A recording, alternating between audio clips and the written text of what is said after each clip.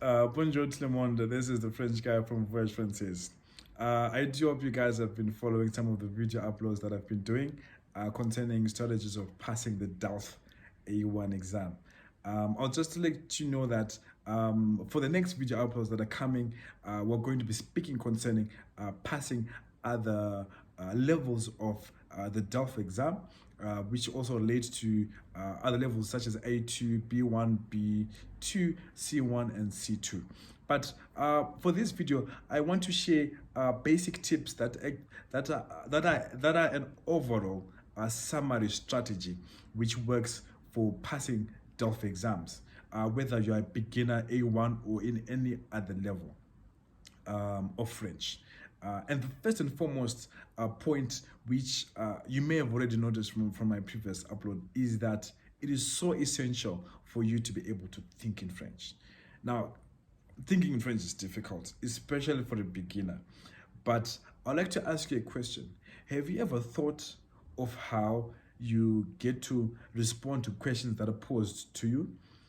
When someone asks you a question in your native language or in any other language that you already know, you might see that, or you might take note that you are able to give fast responses when you are already thinking in the language that someone has posed a question to you. Now, this is a concept that actually applies even within the DELF exam. The chances are you are most probably going to try to first think of a response or think of an answer when you are thinking in your native language, and then you translate it in your mind to French. Now, this is a fact that this is one of the main reasons why you see individuals not finishing the exam, or taking too long to respond, or taking too long to actually compose questions or responses. It's because there is so much time that is being used when they are formulating questions in a different language and then asking questions or answering questions in French. The more that you think in a language other than French and then translating it to French, it will definitely take you more time, and it can utilize so much exam time, which may lead you to not finishing the exam at all, which then leads you to having less points than you expected, even if you may have been more prepared for the exam. So I know this is a challenge, but the more that you're able to think in French, for example, even within your daily life or the things that you do on a daily basis, take time to think your French. Let me give a few examples that have helped most of my students do well in their DELF exams. Strategies containing thinking in French. Let's say you wake up in the morning and you're planning to open the window. Think about opening the window in French. Let's say you're now going for breakfast and you're trying to think of what you're going to eat or what you're going to cook. Think of that process of cooking in French, or think of the food you're going to eat in French.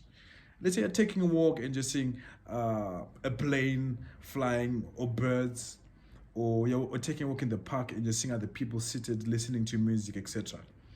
Think of what you are seeing in French. Basically, I'm just saying, instead of doing that general translation in your mind that the average person does, try to stick to French in French. And the exposure that you give yourself, not just through thinking of your daily activities in French, but the more that you are able to do things that you enjoy in French, you will actually see that it will take you far less time when you're thinking concerning how to respond or ask questions. This applies concerning exposing yourself more to French. For example, I actually listen to French music more and more. It actually helps me to get used to listening to people speak or sing in different French accents, which actually assists the way that I'm going to understand French. So whether it's listening to music, watching movies in French, or listening to news in French, or reading French newspapers, or even French novels, it will definitely help you to speak faster and to ask questions faster and with more confidence even during the French exam. So this is the main strategy that has actually helped me and many of my students to pass French exceedingly. It's simply because they are thinking in French. The more you think in French, the less time it will take you to answer questions, and the faster you'll be able to understand. The second point or strategy that I would like to mention is use verbs that you are familiar with.